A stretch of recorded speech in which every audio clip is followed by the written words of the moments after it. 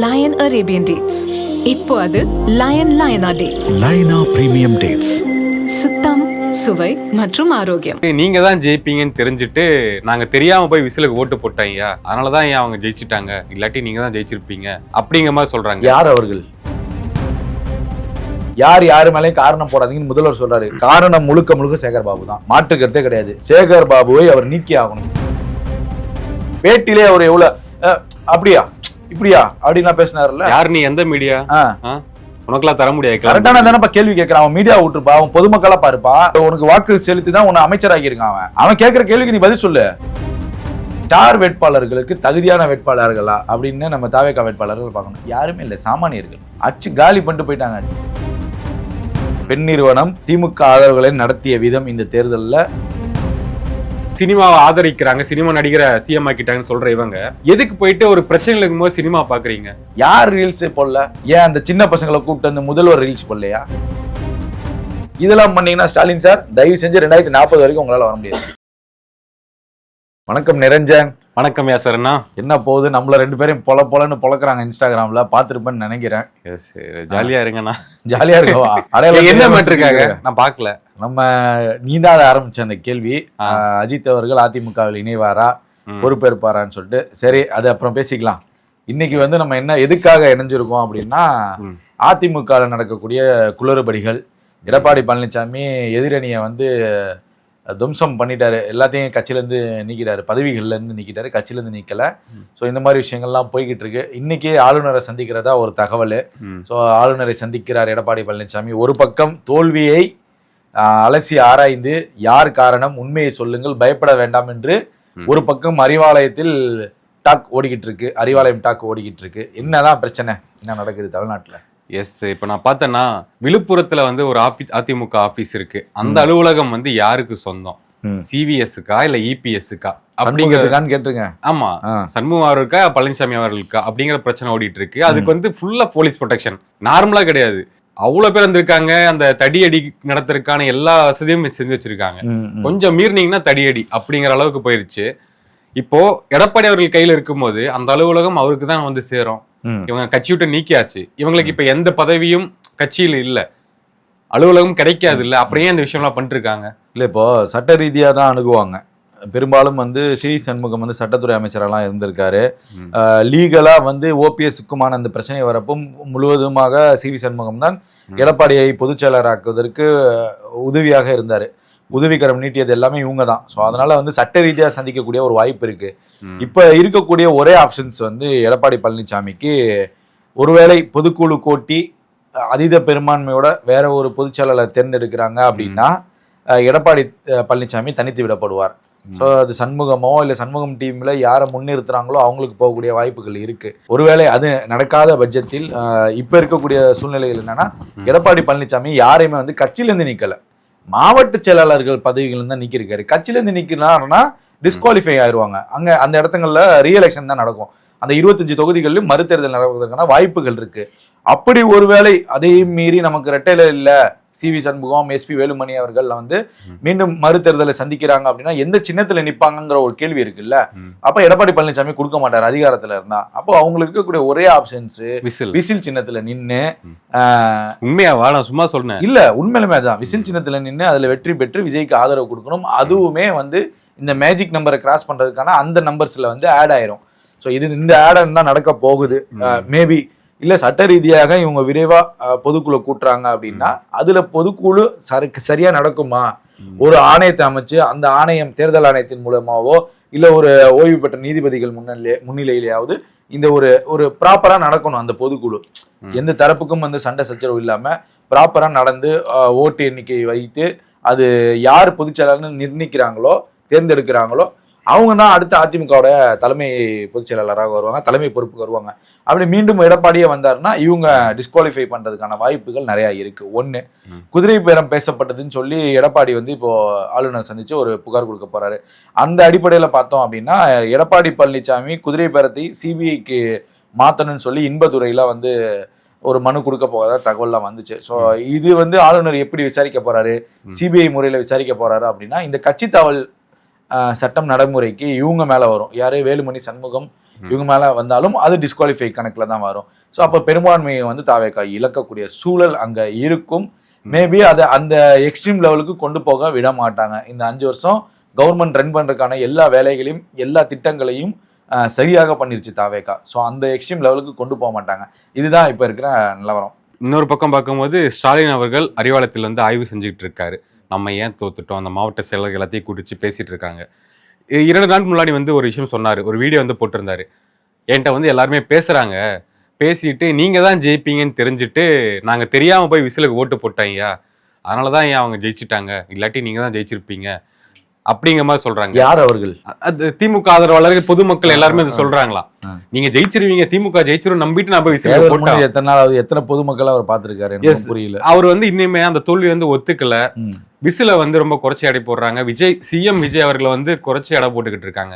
தோல்வியை அக்செப்ட் பண்ணிட்டு move on ஆகலாம்ல sir அப்படிங்கிற ஒரு கேள்வியும் இருக்கு. இப்போ இவங்க ஒரு ஆலோசனை கூட்டம் நடத்துறாங்கல்ல திமுக தரப்புல, அலசி ஆராய்ந்து எடுக்க போறோம், யார் தப்பு பண்ணா உண்மையை சொல்லுங்க ஒத்துக்கோங்க. ஒண்ணுமே கிடையாது, பெண் நிறுவனம் தான் காரணம்.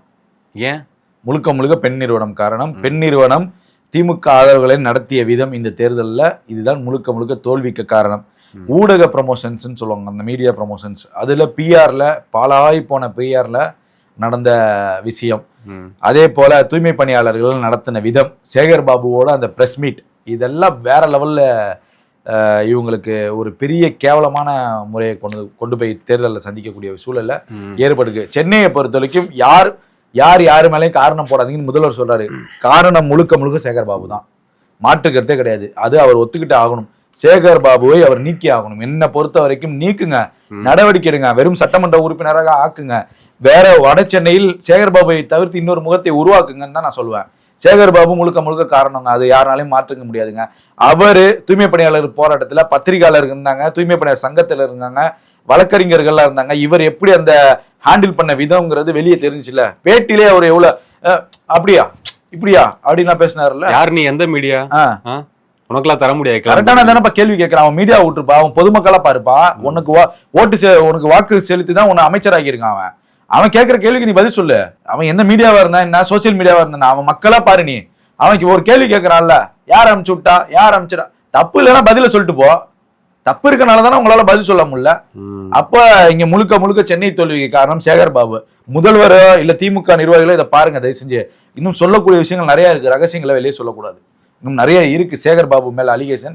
அது கட்சி சார்ந்த நிர்வாகிகளுக்கே தெரியும், சிற்றரசுக்கு தெரியும், அண்ணா நகர் வேட்பாளர் அவருக்கு தெரியும், எக்மோர் பழைய வேட்பாளர் பழைய எம்எல்ஏ பரந்தாமனுக்கு தெரியும், இன்னும் பல பேருக்கு இங்க தெரியும். மேயர் பிரியாவுடைய ஆதிக்கம் எப்படி இருந்துச்சு, இதெல்லாம் எல்லாருக்குமே தெரிஞ்ச விஷயம் கட்சியில.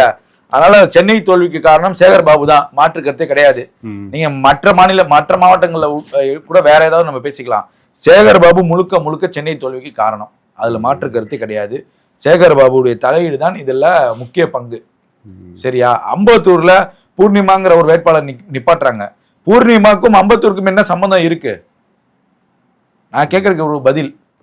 இது ஒரு பேசிக் நாலேஜ் முதல்வருக்கு தெரியாதா? ஏன் அம்பத்தூர்ல பூர்ணிமாவை நம்ம செலக்ட் பண்றோம்? அங்க வேலை செய்யக்கூடிய கட்சி நிர்வாகிகள் யாரு?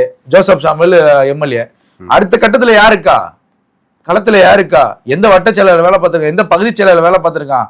நீங்க அப்படில வேட்பாளரை செலக்ட் பண்ணிருக்கணும். யாரும் தெரியாத ஒரு ஆளை முகம் கொண்டு வந்து ஒரு ஆளை நிப்பாட்டிக்கிட்டு நீங்க ஜெயிக்க வச்சிருவேன் உதயசூரியன்ல அப்படின்னா எப்படி ஜெயிக்க வைப்பீங்க? எப்படி ஜெயிப்பீங்க? எவன் வேலை செய்வான் உங்களுக்கு? அப்படிலாம் இருக்குல்ல நமக்கு. ஸோ இதெல்லாம் வந்து முதல்வர் தெரிஞ்சுக்கணும். அவன் வெற்றிமாறன் மாதிரி மாத்திடணும் கோவப்பட்டுட்டு. அதனால வந்து முழுக்க முழுக்க காரணம் பெண் நிறுவனமும் ரவிமோகன் மாதிரி இருக்கு. ஆமா, பெண் நிறுவனமும் சேகர் பாபு சென்னை தோல்வி காரணம். அது இல்லாம சில கட்சியில நடக்கக்கூடிய மூத்த நிர்வாகிகளுக்கு சபரீசனுடைய தலையீடுங்கிறது ரொம்ப ரொம்ப அப்செட் லெவல்ல இருக்காங்க. சோ இது ஒரு காரணம். ரெண்டாவது எல்லா நீங்க இந்த பேரை சொல்ல எல்லா நேர்காணலையும் சொல்லுவாங்க. எனக்கு இந்த தனி ஒருவன் படத்துல வருவாங்கல்ல அரவிந்த் சாமி தம்பி ராமையா அவர்கள், அவர் தான் இயக்குவாரு, இவங்க வந்து பொம்மை மாதிரி இயங்குவாங்க. பாத்திருக்கீங்களா? அதான் ரியாலிட்டி. கரெக்டா சொல்லிட்டீங்க, அதான் விஷயம். ரெண்டாவது என்னன்னா மாவட்ட செயலாளர்கள்லாம் தங்களை அதிபர்களாக நினைத்து கொண்டது, மாமன்னர்களாக நினைத்து கொண்டது, இதெல்லாம் ஒரு காரணம். எம்ஆர்கே பழனிசாமி தெரியும், ஜெயிச்சிட்டாரு, ஏதோ கடலூர்ல லக்கில் ஜெயிச்சிட்டாரு. அவரு சமீபத்தில் 2 டைம் அவர் தான் சிட்டிங் எம்எல்ஏ, 3 டைம்லாம் நிறைய 5-6 முறை பவர் இருக்குல்ல. அப்புறம் எப்படி நீங்க லக்லின்னு சொல்லுவீங்க? இல்ல, இந்த தேர்தல் லக்லி தான் நினைஞ்சான். ஏன் அப்படின்னா அங்க குறிஞ்சிப்பாடியில தாவேக்காவுடைய வாக்கு சதவீதம், அதே போல ஒரு 7000 வாக்கு சதவீதத்தில் தான் வெற்றி பெற்றிருக்காரு. பல்லாயிரக்கணக்கான வாக்குல வெற்றி பெற்ற எம்ஆர்கே பழனிசாமி சமீபத்துல அவர் உட்கார்ந்துருப்பாரு, நிர்வாகிகள் நிக்கிற மாதிரி ஒரு போட்டோ எல்லாம் வெளியிட்டு இது பண்ணாங்க. அதுக்கு ஒரு மறுப்பு தெரிவிச்சாங்க. தாம அன்பரசன் வேட்பாளர் சென்னையில தாம்பரத்துல எஸ்ஆர் ராஜா கொடுக்கலன்னு பிரச்சனை நடந்துச்சு. அதுக்கு என்ன நடிகிறியா அழுகுறியா விட்டுனா அப்படின்னு டிஆர் பாலு பேசினாருல, ராசா வந்து சமாதானப்படுத்தினாருல. ஏன் என்ன நடந்துச்சு? ஏன் அதை வெளியே பேசுங்க. எஸ்ஆர் ராஜாக்கு ஏன் கொடுக்கல? வெளியே பேசு. எஸ்ஆர் ராஜா நல்லவரா? வெளியே பேசு. அதான் நான் சொல்றேன். எஸ்ஆர் ராஜா இந்த தப்பு பண்ணிட்டாப்பா, கட்சியில இந்த வேலையை பண்ணிட்டாரு, அவருக்கு இந்த முறை சீட் இல்லை, வெளிப்படையா அறிக்கை கொடுங்க. நான் கேட்கிற பதில். நீங்க தாவேக்கா எம்எல்ஏக்கெல்லாம் கேட்குறீங்கல்ல. இப்போ இதுல இன்னொரு விஷயம் நிறைஞ்சா நம்ம பேசி ஆகணும். ஸ்டார் வேட்பாளர்களுக்கு தகுதியான வேட்பாளர்களா அப்படின்னு நம்ம தாவேக்கா வேட்பாளர்கள் பார்க்கணும். யாருமே இல்லை, சாமானியர்கள். அச்சு காலி பண்ணிட்டு போயிட்டாங்க. ஜஸ்ட் மிஸ்ல எல்லாம் வின்னு. உதயநிதியே ஜஸ்ட் மிஸ்ல வின்னு. அவ்வளோ இதுல ஒரு பெரிய வெற்றியே கிடையாது. திமுக வெற்றி பெற்ற இடங்கள் குளித்தலையில 210 ஓட்டுல உங்க திமுக வேட்பாளர் வின்னு. அது கடைசி ஷூட்ல ஏதோ ஒரு பெட்டியில ஏதோ ஒரு தெருவுக்குள்ள ஃபுல்லா போட்டுருவாங்க போல, அதுல வின்னு. நீங்க இதெல்லாம் யோசிக்கணுங்கிறனா. அந்த தொகுதிகளில் யாரு ரொம்ப வருஷமா எவன் வேலை பார்க்கறான், அவனுக்கு கொடுங்க சீட்டு. அவனோட ஆதிக்கம் என்ன, அவனோட செல்வங்கள் என்ன இருக்கு, அவன் என்ன பொருளாதாரம் பண்ணிருக்கான், அவனோட கிரைம் ரெக்கார்டு எடுங்க, கட்சிக்கும் அவனுக்கும் உள்ள தொடர்புகளை எடுங்க. இது கூட சிம்பிளான லாஜிக்கு. இது கூட சரியாம நீங்க யாரோ ஒருத்தர் ரெக்கமெண்ட்ல மாவட்ட செயலர் சொல்லிட்டு அதை எப்படி செய்வீங்க?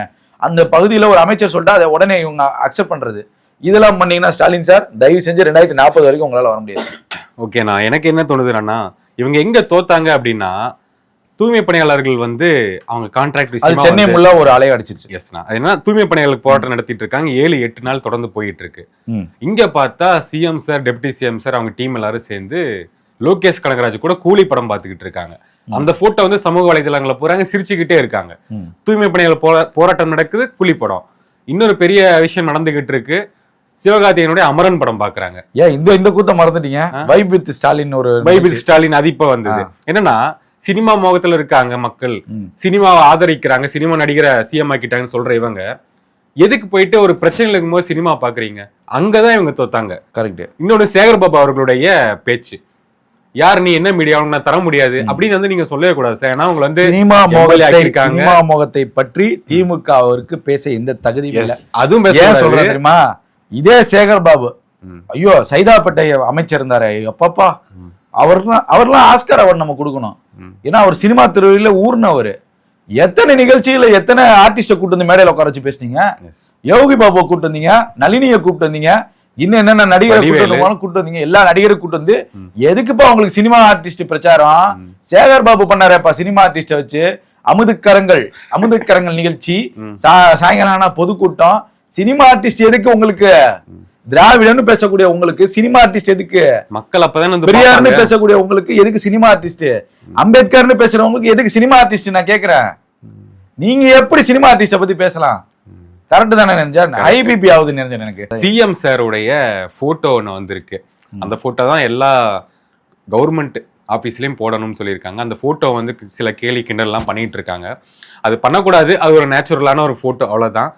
அதையும் போட்டு இனிமே சிஎம்மா வந்து ஏத்துக்க முடியல, விஜய் சிஎம்மா யாரு சொல்றா? நிறைய கருத்து சமூக வலைதளங்கள், சோசியல் மீடியா விட்டுருங்க. அதுல பாதி பேரு இப்ப திமுகவுடைய ஆதரவாளர் தான் இருப்பாங்க. ஓகே, பாதி பேரு தாவேக்காவோட ஆதரவாளர், ரீல்ஸ் ஆச்சு அப்படி எடுத்துக்கலாம். அவங்கள இப்ப இவங்களாம் என்ன நினைஞ்சேன்னு சொல்றது? ரீல்ஸ் ஆச்சு. திமுக பண்ணாத ரீல்ஸா? எஸ். செந்தில் வேல் உட்காந்து பேசினாரே, அது ரீல்ஸ் இல்லையா? யூடியூப் புட்டர்ஸ் உட்காந்து பேசினாங்களே, அது ரீல்ஸ் இல்லையா? அப்புறம் ரோஸ்ட் பிரதர்ஸ் ஒருத்தனை போட்டு ரோஸ்ட் பண்ணாங்களே, அவன் மேல எஃப்ஐஆர் போட்டு அவனை தூக்கி ஜெயில 15 நாள் ரிமாண்ட் பண்ணீங்களே, ஞாபகம் இருக்கா? மதுரையில் இங்க ரோகிணி தேட்டர்ல எப்படி பேசுறா நீ அப்படின்னு சொல்லி விஜய் ரசிக்கிற ஒருத்தனை அவன் மேல பண்ணதே இவங்க மேல தப்பு. அவன் ஏதோ போதையில வளர்றான் வைக்கிறான், விட்டுரு. அவன் மேல எஃப்ஐஆர் போட்டு அவனை தூக்கி உள்ள வச்சு 15 நாள் ரிமாண்ட் பண்ணீங்களா, அது ரீல்ஸ் ஆச்சு இல்லையா? அது ஒரு பெருமையா பேட்டி எடுத்து இந்த ரோஸ்ட் பிரதர்ஸ் எல்லா சேனல்லையும் பப்ளிசிட்டி பண்ணீங்களா, அதுக்கு பேர் ரீல்ஸ் இல்லையா? யார் ரீல்ஸ் போடல? ஏன் அந்த சின்ன பசங்களை கூப்பிட்டு அந்த முதல்வர் ரீல்ஸ் போடலையா? ஆமா, இதெல்லாம் நம்ம அது வந்து ஆக்கப்பூர்வமான, எனக்குமே இதை பேச ரொம்ப வருத்தமா இருக்கு. ஒரு ஆக்கப்பூர்வமான கருத்துக்களை வைங்க. ஐபிஎஸ் அதிகாரிகள் செலக்ஷன் தப்பு, ஏன் தப்பு சுட்டி காட்டுங்க. பண்டிதா போட்டாங்க, தப்பா? ஆமா தப்பு.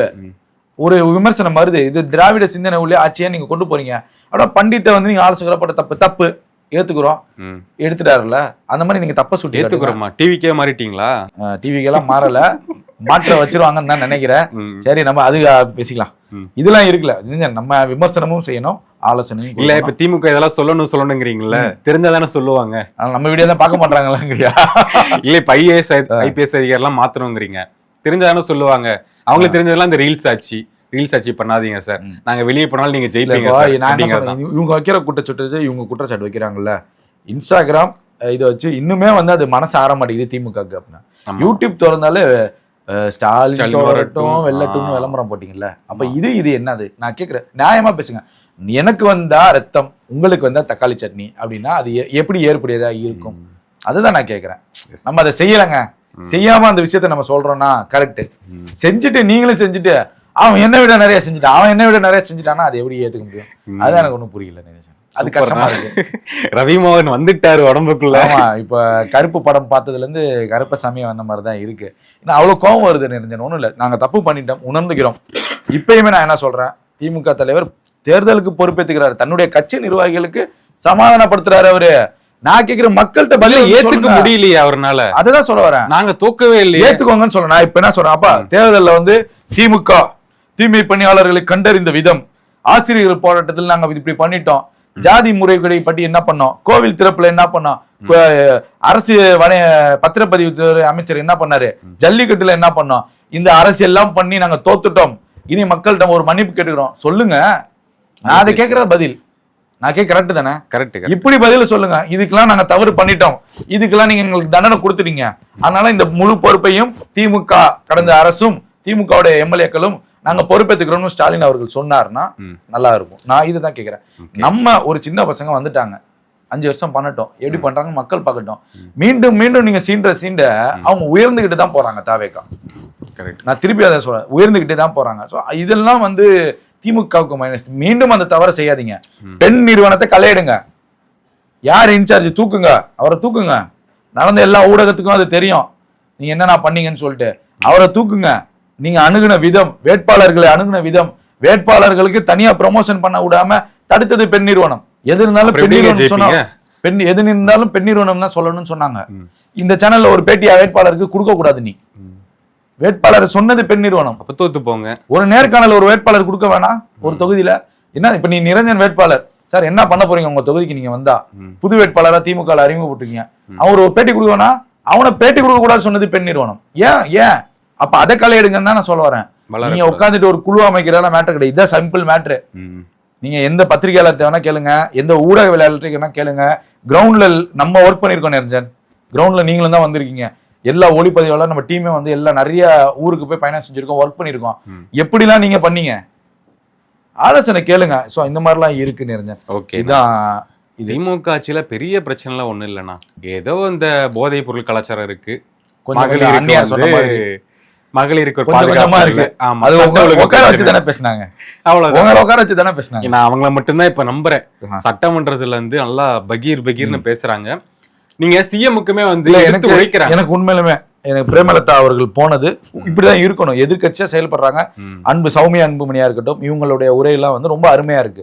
அதே போல சீமான் போயிருந்தா இன்னும் நல்லா இருந்திருக்கும்ங்கிறது நம்மளுடைய கருத்து. ஆனா சீமான் நிக்கக்கூடிய தொகுதி தவறா செலக்ட் பண்றாருந்தாங்கன்னா என்னுடைய ஒரு வருத்தமா. ஏன்னா சீமான் எல்லாம் போயிருந்தா இன்னும் நல்லா இருந்திருக்கும், சட்டமன்றம் பாக்குறதுக்கு ஒரு எனர்ஜியா இருந்திருக்கும் இந்த 5 வருஷம். இதுதான் நிலவரம். தாவேக்கால செய்திருக்கக்கூடிய அதிமுக அவங்களுக்கு வந்து அமைச்சர் பதவிகள் அப்படிங்கிறது இனி பெண்டிங்ல இருக்கு. இனி தாவேக்கால யாருக்கு இலக்கா போடல.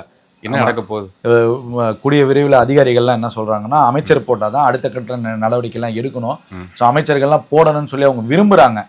விரைவா தாவேக்கா எனக்கு தெரிஞ்சு திங்கள் செவ்வாய்க்குள்ள போட்டு முடிச்சிருவாங்க. ஆல்மோஸ்ட் ரெடி ஆயிடுச்சுன்னு கேள்விப்பட்டேன்.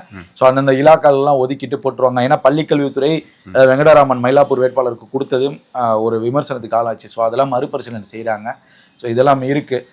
அதே போல அதிமுகவுக்கு சிவி சண்முகம் தலைமையில வர அந்த 25 பேருக்கு 5 பேர் 10 பேர் அமைச்சர் கேட்டிருக்காங்க, கொடுக்க முடியாதுன்னு சொன்னா 8 கேட்டிருக்காங்க, முடியாதுன்னு சொன்னா 5க்கு வந்திருக்காங்க. 5க்கு தாவேக்கா பரிசீலனை செய்யுது.